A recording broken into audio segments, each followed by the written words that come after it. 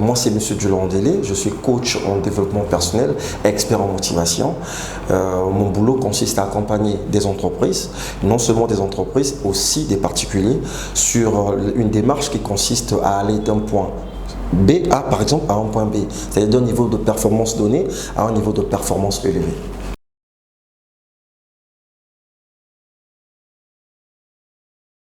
Alors, pour commencer à la base, je suis un entrepreneur. Comme tout jeune d'ailleurs, je vais essayer de faire simple. Enfin, on va briefer un peu mon histoire parce que ça peut prendre toute une journée. Après le bac, je suis à l'université et ayant connu certaines difficultés financières, et c'est là où je prends la décision d'entreprendre quelque chose. Donc au départ, c'était dans l'informel, je vendais des parfums. Et c'était un commerce ambulant, je mettais un sac sur mon dos et voilà, on faisait comme ça, histoire de gagner quelque chose. Déjà à cet instant, j'avais un mentor, j'avais un coach en fait. Bon, entre guillemets coach parce que c'était pas son métier, mais c'est quelqu'un qui m'a orienté. Donc un ami qui réussissait, qui m'a expliqué comment s'y prendre. Et déjà à cette époque, je te dis déjà que 100 000 francs pour moi c'était une somme astronomique. Parce que la plus grosse somme que j'ai touchée de ma vie jusqu'en terminale c'était 30 000 francs. Donc j'avais un ami qui lui avait déjà touché 1 million. Et c'est cet ami-là qui m'a initié dans le parfum. Et j'ai commencé avec 20 000 francs. Et je peux dire l'homme que je suis aujourd'hui, l'investissement de départ c'est 20 000 francs.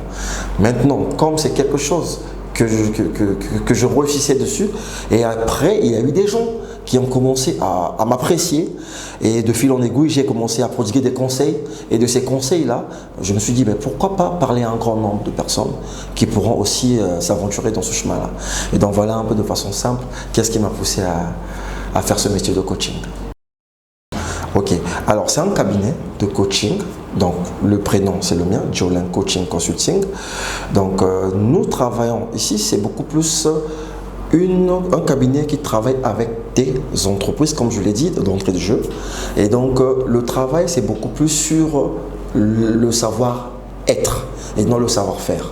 Alors quand on parle de savoir-être, on parle beaucoup plus de l'aspect psychologique de l'employé. Parce que le savoir-faire, c'est beaucoup plus tout ce qui est orienté technique. Or, il est démontré que pour réussir, on a besoin d'un apport de 80% au niveau mental et 20% au niveau physique ou au niveau pratique. Alors nous travaillons sur cette partie qui représente la grande, enfin sur ce côté qui représente la grande partie de la réussite, donc le mental de la personne. Parce que vous n'êtes pas sans ignorer que c'est pas toujours c'est pas que les gens ne connaissent pas ce qu'il faut faire, mais le problème c'est qu'ils ne font pas ce qu'ils doivent faire pour avancer. Mais pourquoi ils ne le font pas? C'est parce qu'au niveau mental, ils ne sont pas aguerris. Je prends l'exemple des affaires. On peut vouloir se lancer dans les affaires. Vous avez un ami qui réussit dans le domaine de taxi, il vous en parle. Il vous dit que voilà, le taxi, c'est un bon business. Et tout de suite, vous voulez vous lancer dedans. Parce qu'on vous parle de 17 000 francs le jour, 15 000 francs. Ça séduit. Mais on ne vous a pas dit les difficultés inhérentes à l'activité. La persévérance, les problèmes liés à la gestion du chauffeur. Ça, on ne vous dit pas. Mais si vous n'êtes pas préparé dans votre tête et que lorsque surviendront les premières difficultés, si vous n'êtes pas prêt dans votre tête, vous abandonnez. Donc nous, on travaille beaucoup plus de ce côté-là pour essayer de faire à ce que la personne performe. Effectivement, c'est vraiment à la base d'un constat. Bon, le premier constat, moi, c'est à titre personnel, hein, ça n'engage que moi. J'aime toujours dire que je ne peux pas avoir raison sur tout, parce que je ne crois pas tout connaître non plus. Je suis dans un process d'apprendre et je pense que le combat que je mène, c'est un combat contre des idées reçues. Ce que j'appelle les idées reçues, je suis congolais comme vous, et le constat amer que moi j'ai fait, je remarque que les gens n'évoluent pas, les gens souffrent tout simplement parce qu'ils sont attachés à des croyances qui, à mon sens, sont absurdes. Par exemple, les croyances sur la sorcellerie. Par exemple, les croyances sur pour réussir, il faut être franc-maçon. Vous voyez, on a tellement des idées reçues sur certaines choses qu'on n'avance pas. Moi, personnellement, je ne crois pas au mystique. Ça n'engage que moi. Donc, je suis de ceux qui croient que l'homme est responsable de ce qu'il fait. Que ça ne réussit pas, c'est moi. Que ça marche, c'est moi. Donc, partant de cet état d'esprit-là, j'aimerais bien communiquer ça aux autres pour leur faire comprendre qu'ils sont maîtres de leur vie. Les rênes de leur vie sont entre leurs mains.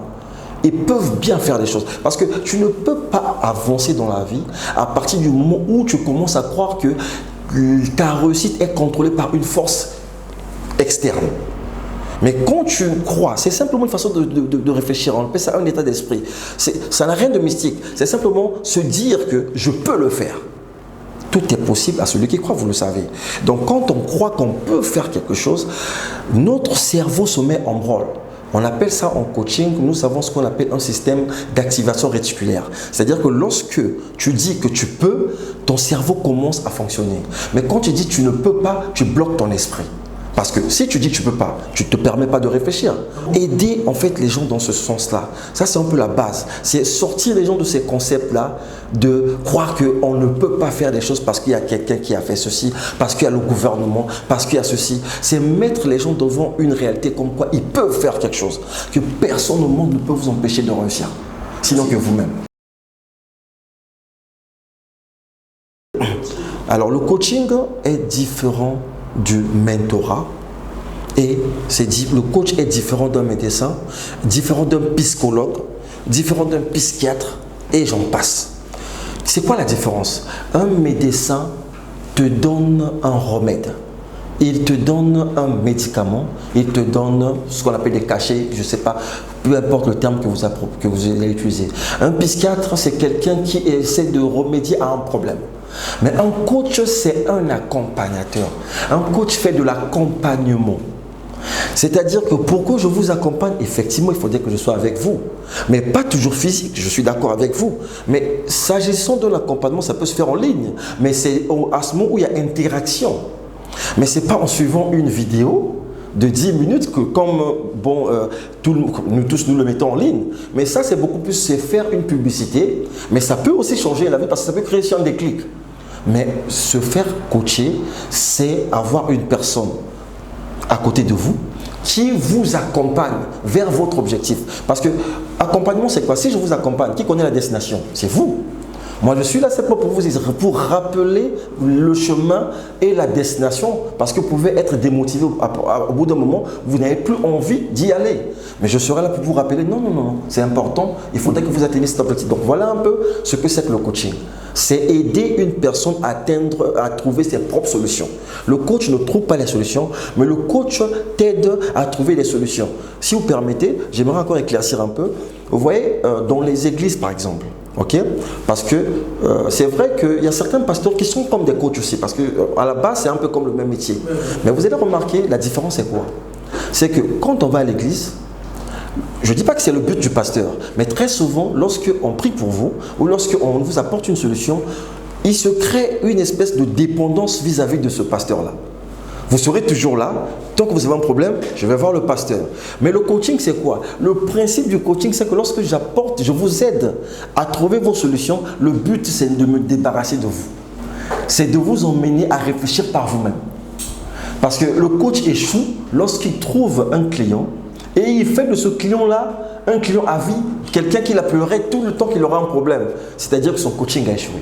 Contrairement aux églises, nous allons tout le temps parce que nous croyons trouver des solutions auprès de ces hommes que nous appelons spirituels.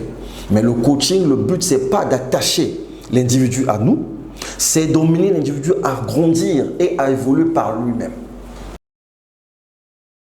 Alors, les offres de services de coaching, nous avons du management, tel que vous voyez derrière moi, nous avons du coaching motivationnel, nous avons aussi du coaching au milieu scolaire.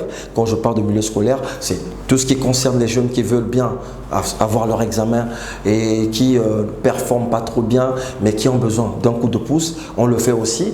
Nous avons aussi l'entrepreneuriat, ça c'est un de mes chevals de bataille. Nous avons aussi life coaching. Life coaching, c'est exclusivement le coaching c'est comme le dit le mot, coaching de vie. Et donc là, c'est travailler avec des particuliers, avec des individus sur des aspects, on va dire, généraux de leur vie. Pas seulement les finances, mais c'est aussi les aspects relationnels. On a les aspects de la famille et donc un peu de façon générale.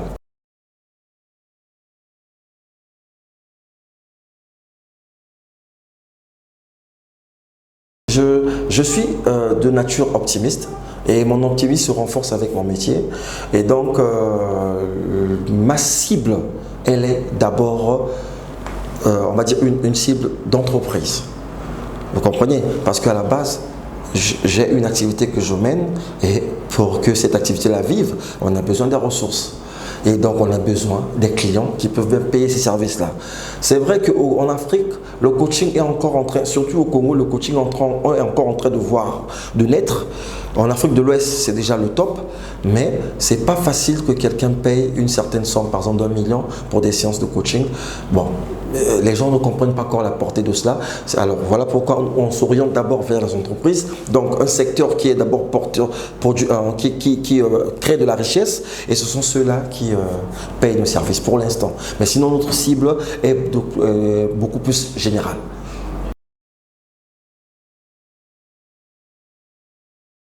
Alors là, je vais vous répondre pas en tant que coach, mais en tant qu'entrepreneur.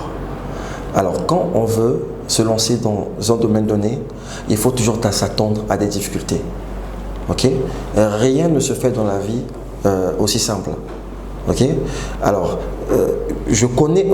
on prend d'abord connaissance du besoin, mais il y a aussi une réalité qui est là.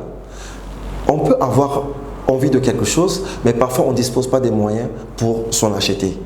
Mais ça peut être un challenge pour nous, mais ça peut pas, il ne faut pas toujours qu'on voie ça comme étant une difficulté.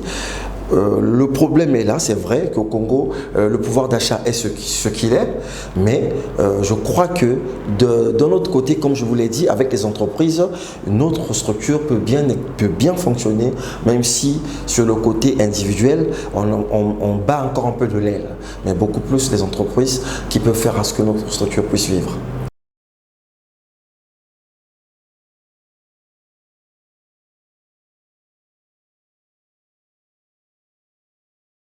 Ok, alors bon, le défi, je peux dire que c'est un peu comme on va parler un peu des objectifs qu'on s'est fixés. Hein. Pour moi, si déjà à l'horizon 2025, on peut déjà coacher 5000 personnes, ça peut représenter une réussite. Quand je dis 2025, à raison donc de 1000 personnes par an. Ça peut déjà être une réussite. Bon, les défis, c'est quoi? C'est simplement essayer de mettre en place quelque chose qui est déjà là, mais de prendre conscience qu'il y aura des challenges. On ne peut pas on peut pas traverser une rivière dans la pensée, mais il faut d'abord se mettre à l'eau, et c'est à ce moment-là que tu vas rencontrer des crocodiles. Et c'est une fois que tu rencontreras des crocodiles que tu vas réfléchir comment faire pour essayer de les éliminer. Donc les défis, pour l'instant, je ne sais pas. Je ne peux pas les identifier, puisque c'est au fur et à mesure que nous évoluons que nous rencontrons ces choses-là. Merci.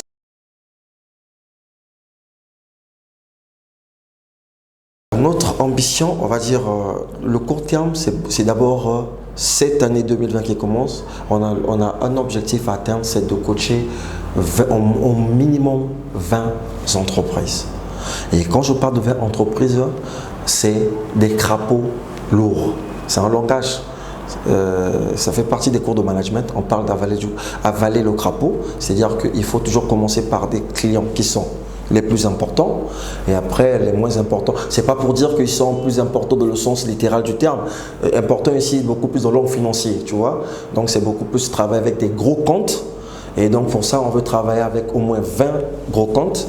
Et sur le coaching individuel, nous voulons aider minimum 1000 personnes à passer un cap. Les défis, c'est la personne qui va venir se faire coacher qui va nous les présenter. Soit il veut monter une entreprise, soit il veut dépasser des limites, soit il veut se débarrasser d'une phobie, d'une certaine peur, soit il veut comprendre réellement ce que c'est que l'entrepreneuriat, soit il veut par exemple se débarrasser du stress.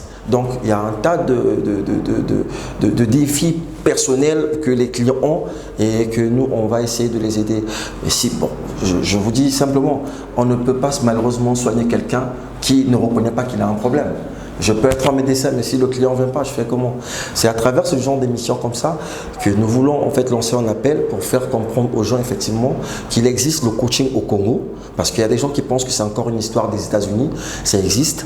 Il est vrai aussi que le Congolais est attaché à consommer ce qui vient de l'extérieur. On est un peu réticent sur le produit local. Je ne le critique pas, je crois que c'est une réaction qui est normale parce que le produit local a déçu.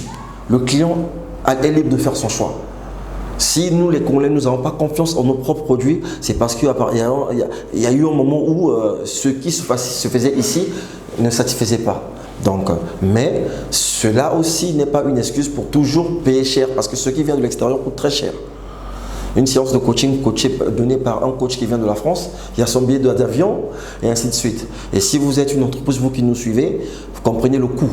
Mais essayez quand même, ça ne vous coûte rien parce que quand vous avez un coach local, vous ne payez pas son déplacement, aucun frais d'hébergement d'hôtel. Je crois que c'est à votre avantage.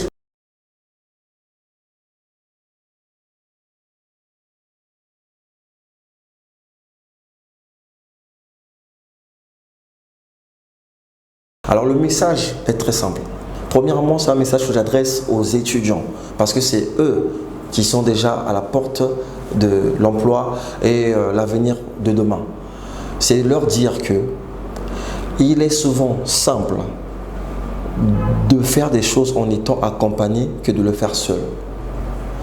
Vous avez l'habitude d'aller en salle de sport. Aujourd'hui, c'est à la mode. Tout le monde veut aller en salle de sport. Pourquoi on va en salle de sport pour faire du sport? C'est parce qu'il y a un coach à côté.